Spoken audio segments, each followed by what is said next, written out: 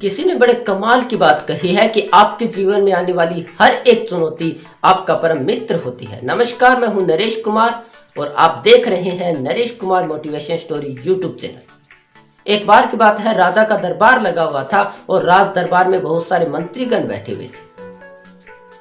तभी राजकवि ने राज दरबार में प्रवेश किया और सभी मंत्रीगण अपनी जगहों से खड़े हुए और राजकवि को प्रणाम करने लगे, उनका मान सम्मान करने लगे। राजा ने भी सर झुकाते हुए राजकवि को प्रणाम किया। तभी राजकवि ने आशीर्वाद दिया कि हे राजन, आपके शत्रु चिरंजीवी भव है। यह सुनकर राजा को गुस्सा आ गया।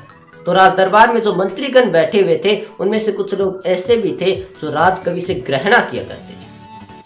वो आपस में बात करने लगे कि अब राजकवि को दंडवत किया जाएगा, यानी राजकवि को दंड दिया जाएगा। यह सुनकर राजकवि ने राजा से कहा कि हे राजन, मैंने आपको कुछ देना चाहा लेकिन आपने लेना स्वीकार ही नहीं किया। तो राजा ने कहा कि हे राजकवि, आप मुझे क्या देना चाह रहे थे? तो राजकवि ने कहा कि हे राजन, मैं आपको आशीर्वाद देना चाह रहा था। तो राजा ने कहा कि हे राजकवि, आप जो आशीर्वाद देना चाह रहे थे उसमें आपने कहा कि आपके शत्रु चिरंजीवी भव है, और यह आशीर्वाद मैं कैसे ले सकता हूँ? तो राजकवि ने कहा कि हे राजन, इस आशीर्वाद में भी आपका हित ही छुपा है। तो राजा ने कहा कि हे राजकवि, आप मुझे बताएं कि इस आशीर्वाद में मेरा हित कैसे छिपा हुआ है।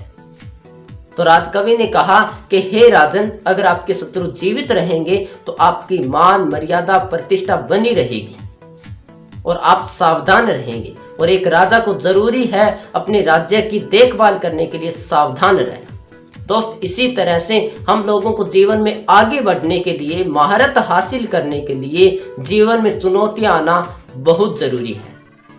और जो भी लोग आज जीवन में सक्सेस हुए हैं, जो सफल हुए हैं, हर एक इंसान के जीवन में चुनौती आई ही आई है। दोस्त, चुनौती अपने जीवन में एक चाय पर बनी हुई मलाई के समान होती है, और जब चाय में मलाई आ जाती है तो हम लोग उसे देखकर रोने नहीं लग जाते, हम लोग उसे साइड करते हैं और पी जाते हैं। सिर्फ इसी तरह से जब जीवन में चुनौती आए तो उसे साइड करें और अपने जीवन में आगे बढ़ें।